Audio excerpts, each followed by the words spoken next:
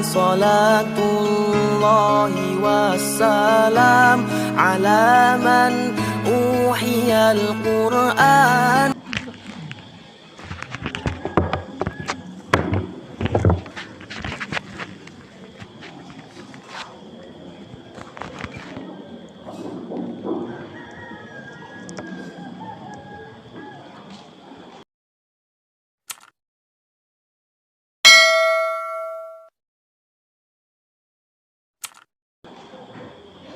Assalamualaikum warahmatullahi wabarakatuh.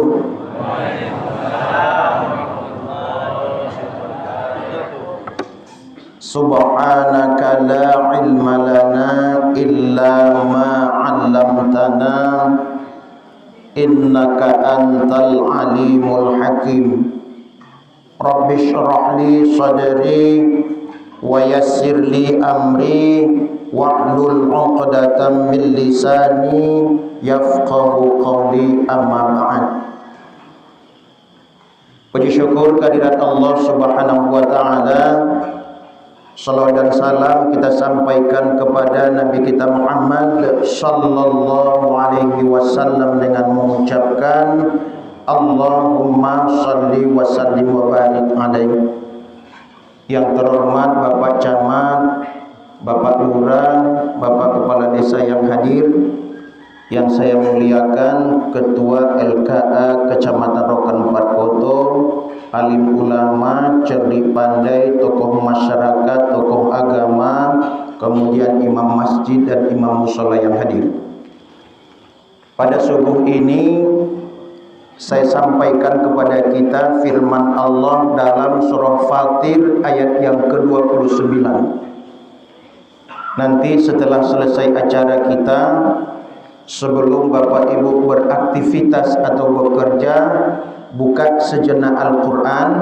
Kalau dapat Al-Quran yang ada terjemahannya atau Al-Quran yang ada artinya, lihat surah Fatir ayat 29.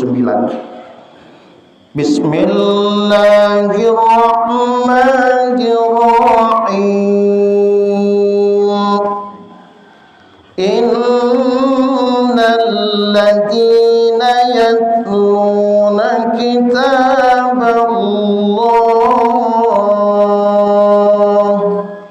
wa aqamus shalah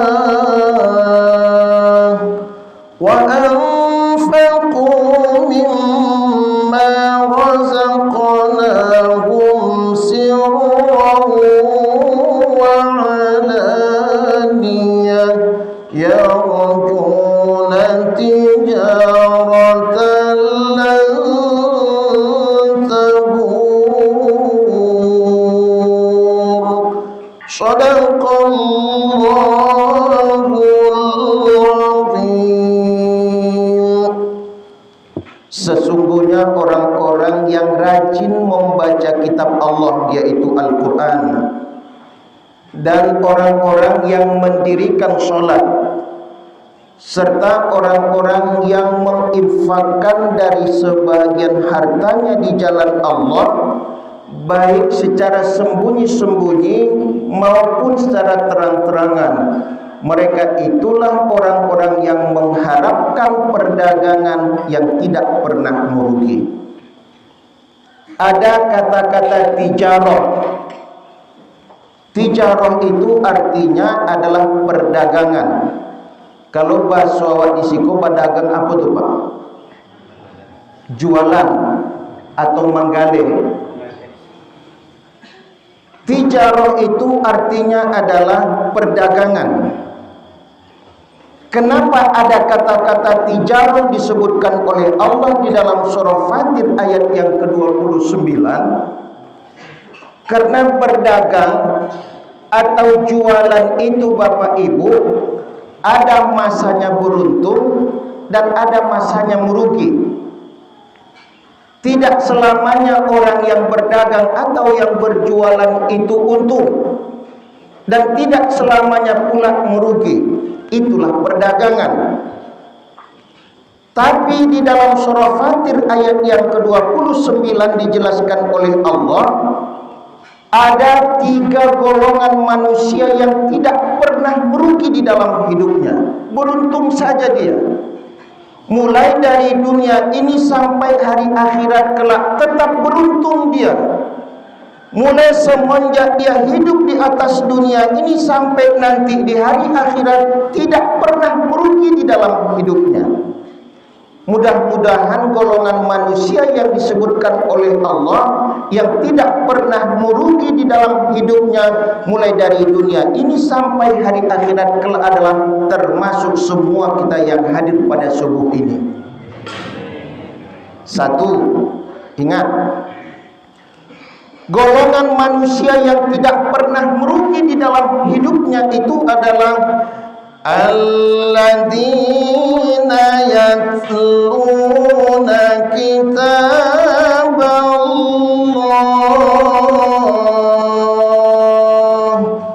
orang-orang yang rajin atau orang-orang yang gemar membaca Al-Quran. Kutanya bapak dulu, bapak-bapak ada Al-Quran di rumah?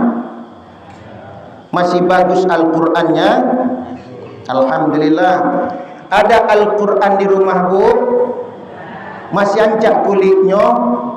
Alhamdulillah, berarti jarang ibu baca tuh.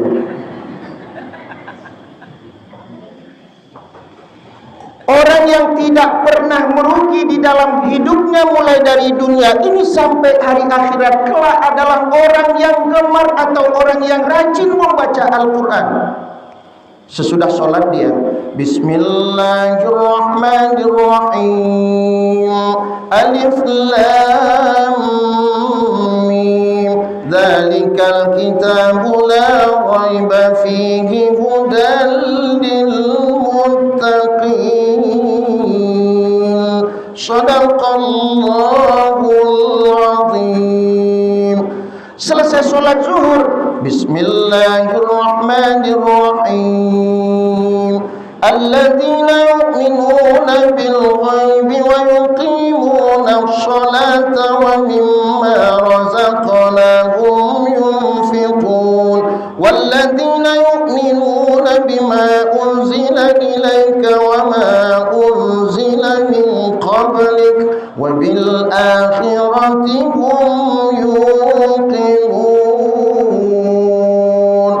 Mau bekerja, apalagi guru-guru, sebelum mengajar dibuka dulu Al-Quran. Bismillahirrahmanirrahim, Rabbi shrah li sadri wa yassir li amri wahlul 'uqdatam min lisani yafqahu qawli. Bapak camat, sebelum berangkat ke kantor atau sebelum memulai aktivitas, Bismillahirrahmanirrahim, Alif Lam Mim, Tanzilul kitabi la raiba fihi hudal lil mu'minin. Kalau kita membiasakan diri yang seperti itu di dalam hidup kita ini, rajin membaca Al-Quran, maka orang yang rajin membaca Al-Quran tidak akan pernah merugi di dalam hidupnya. Kalau sudah tidak pernah merugi di dalam hidup, otomatis di hari akhirat kelak akan dimasukkan Allah ke dalam surga. Al-Quran, mukjizat Al-Quran itu luar biasa Bapak Ibu. Contoh saya bisa seperti ini karena rajin baca Al-Quran dulu. Mulai dari kecil saya sudah rajin baca Quran, ikut MTQ. Kemudian remaja di Bukit Tinggi saya juga rajin baca Al-Quran, ikut MTQ sampai ke Provinsi Sumbar.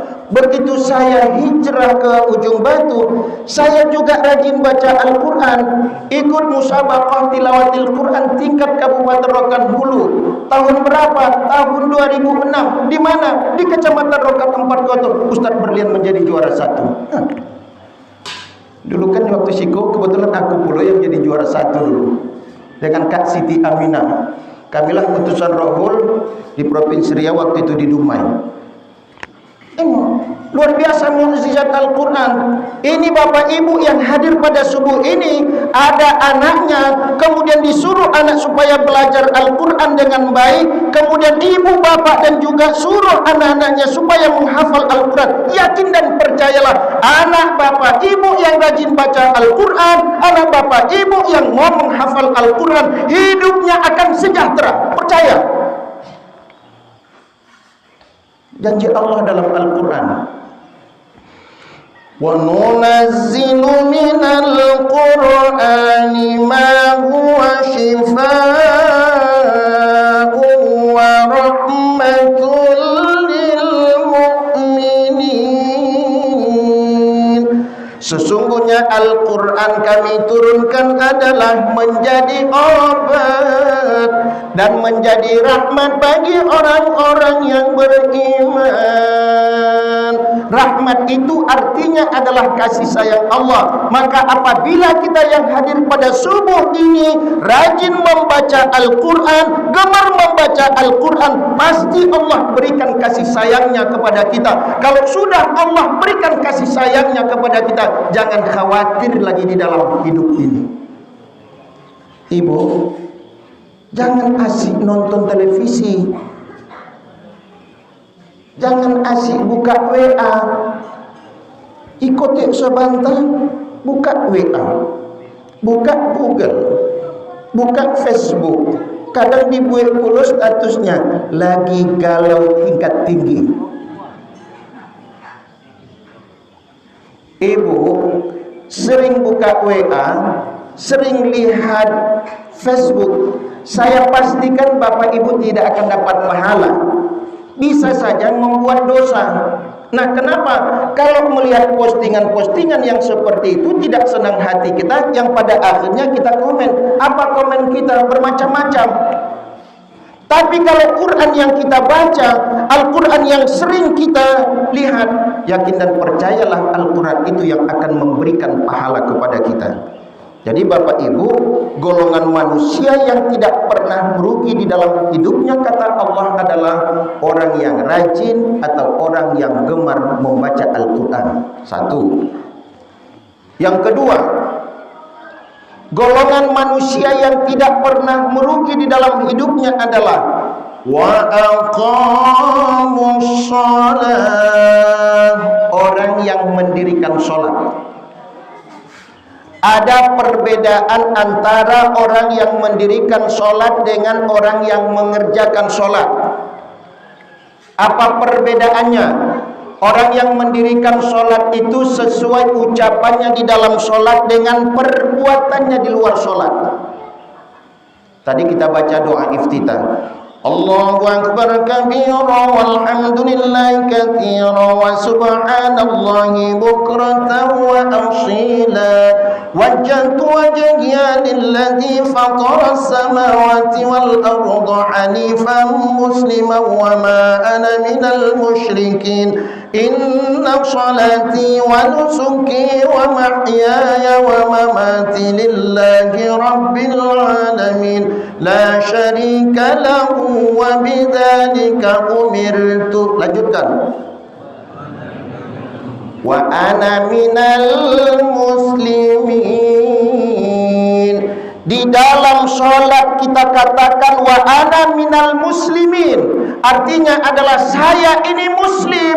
Kalau di dalam sholat kita katakan saya adalah muslim, maka di luar sholat pun juga kita harus muslim. Ini yang mendirikan sholat.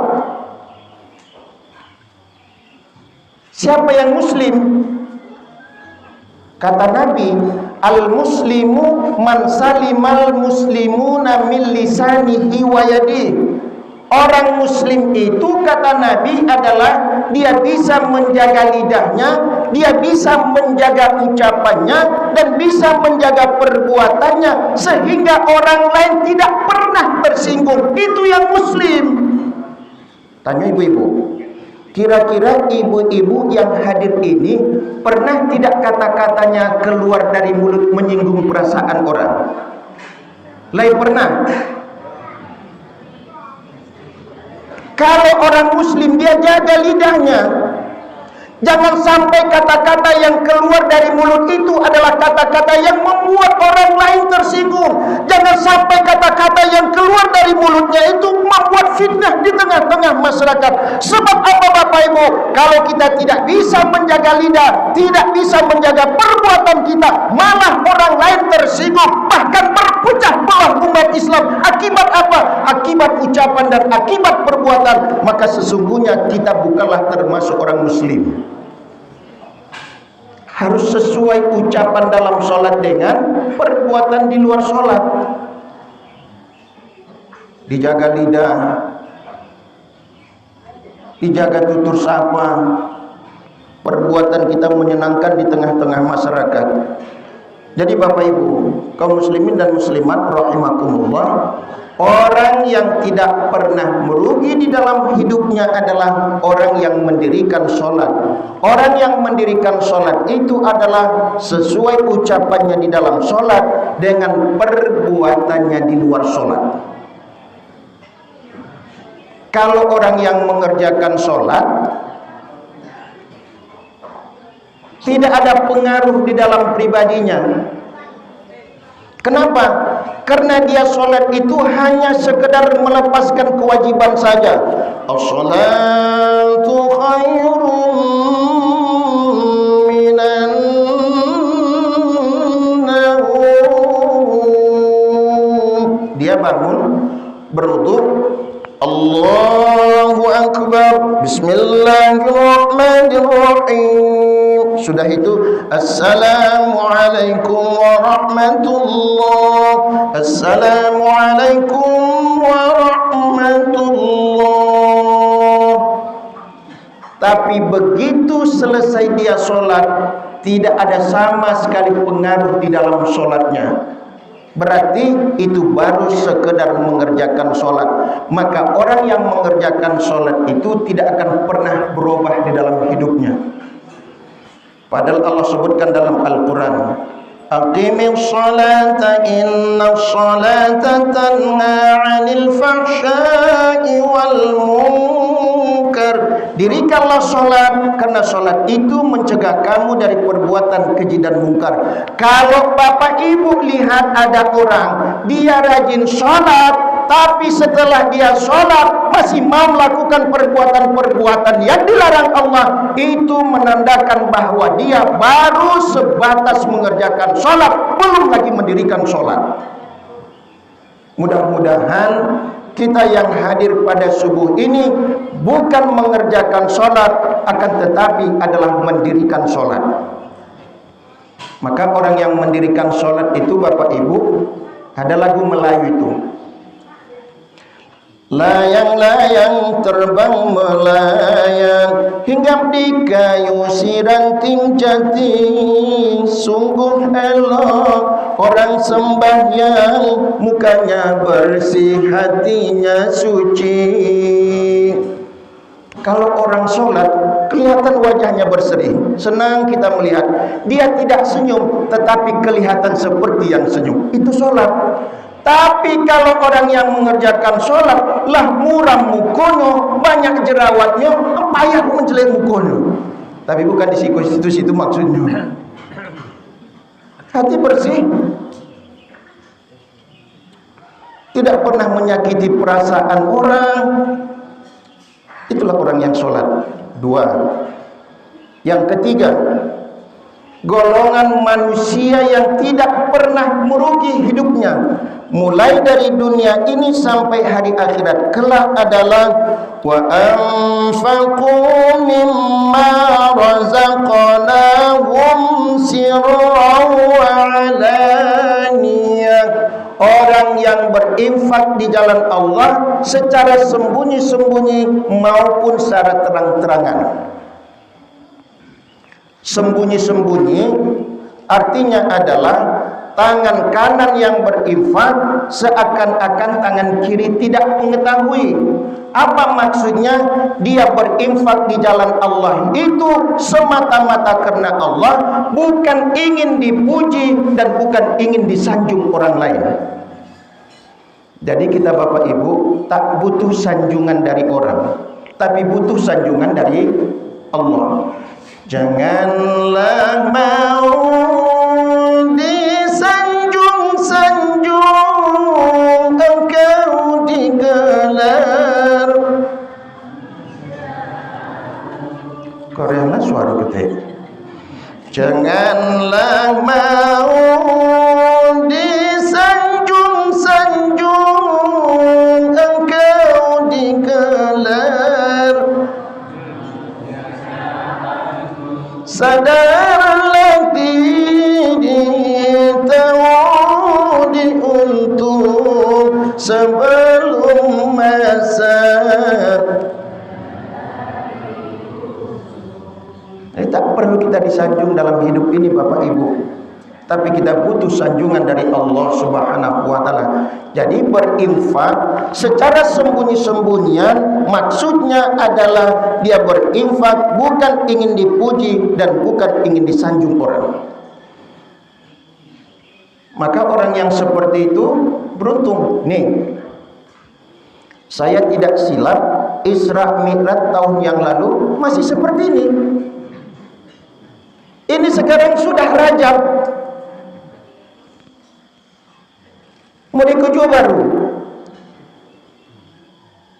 ulun pakai loteng. Nah bapak ibu datang dari rumah tadi bawa uang, nggak silap pun tadi itu, bawa uang masukkan ke sana. Apa tujuan bapak ibu? Supaya panitia nanti menyelesaikan pembangunan masjid ini dengan infak yang bapak ibu berikan. Kata Rasulullah dalam hadisnya, "Mambana masjidan banallahu masjidan fil jannah." Siapa saja di antara umat manusia, yaitu maksudnya orang Islam, dia mau membangun masjid di atas dunia ini, maka Allah akan bangunkannya untuknya nanti masjid di dalam surga. Berarti Bapak Ibu yang ikut membangun masjid ini, insya Allah di hari akhirat kelak pun Allah akan bangunkan masjid untuk Bapak Ibu. Mudah-mudahan dalam waktu dekat ini masjid awak lah baloteng, kemudian lah pakai kacau, terus sampai kan juga kacau lah. Saya yakin dan percaya insya Allah semua masyarakat kita yang ada di Kecamatan Rokan 4 Kota ini, kalau bersama-sama kita insya Allah dalam waktu dekat masjid ini akan bisa kita selesaikan. Yakin dan percayalah apa yang kita infakkan sesungguhnya itu adalah untuk kita, baik secara sembunyi-sembunyian maupun secara terang-terangan. Bapak dan Ibu yang hadir pada subuh ini datang ke panitia atau datang ke pengurus masjid, Pak, dari saya 5 juta, Pak, dari saya 10 juta, walaupun didengar orang lain, walaupun didengar oleh jamaah, itu adalah termasuk infak yang ikhlas dan pasti akan diterima oleh Allah Subhanahu wa Ta'ala. Tapi dengan catatan jangan sedikit pun Bapak Ibu berinfak untuk dipuji dan supaya disanjung orang lain. Nah, jadi saya simpulkan dalam surah Fatir ayat yang ke-29 ada 3 golongan manusia yang tidak akan pernah merugi di dalam hidupnya. Yang pertama adalah manusia yang rajin atau manusia yang gemar baca Al-Quran. Usahakan Bapak Ibu setiap hari kita bisa membaca dan mengaji Al-Quran. Yang kedua adalah kita mendirikan sholat. Mendirikan sholat itu artinya adalah sesuai ucapan kita di dalam sholat dengan perbuatan kita di luar sholat. Kalau kita katakan di dalam sholat kita adalah muslim, berarti di luar sholat pun juga kita adalah muslim. Muslim itu kata Nabi adalah orang yang bisa menjaga lidah dan bisa menjaga perbuatannya sehingga orang lain tidak pernah merasa tersinggung. Golongan yang ketiga adalah dia berinfak di jalan Allah, dia menafkahkan dari sebagian hartanya di jalan Allah, ikhlas semata-mata karena Allah, bukan karena ingin dipuji dan bukan karena ingin disanjung orang lain. Mudah-mudahan apa yang saya sampaikan ini bermanfaat bagi kita, menjadi ilmu bagi kita, dan bisa kita amalkan di dalam kehidupan kita. Dan saya doakan semoga semua kita yang hadir ini adalah termasuk 3 golongan yang disebutkan oleh Allah dalam surah Fatir ayat yang ke-29. Amin ya rabbal alamin. Lebih kurang sudah 25 menit saya ceramah, dan mari kita akhiri dengan membacakan doa. أعوذ بالله من الشيطان الرجيم بسم الله الرحمن الرحيم الحمد لله رب العالمين والصلاة والسلام على أشرف الأنبياء والمرسلين وعلى آله وصحبه أجمعين اللهم اغفر لنا ذنوبنا ولوالدينا وارحمهما كما ربيانا صغيرا ولجميع المسلمين والمسلمات والمؤمنين والمؤمنات الأحياء منهم والأموات برحمتك يا أرحم الراحمين ربنا ظلمنا أنفسنا وإن لم تغفر لنا وترحمنا لنكونن من الخاسرين ربنا آتنا في الدنيا حسنة وفي الآخرة حسنة وقنا عذاب النار وصلى الله على محمد وعلى آله وصحبه أجمعين سبحان ربك رب العزة عما يصفون وسلام على المرسلين والحمد لله رب العالمين تقبل الله منكم منا ومنكم تقبل يا كريم السلام عليكم ورحمة الله وبركاته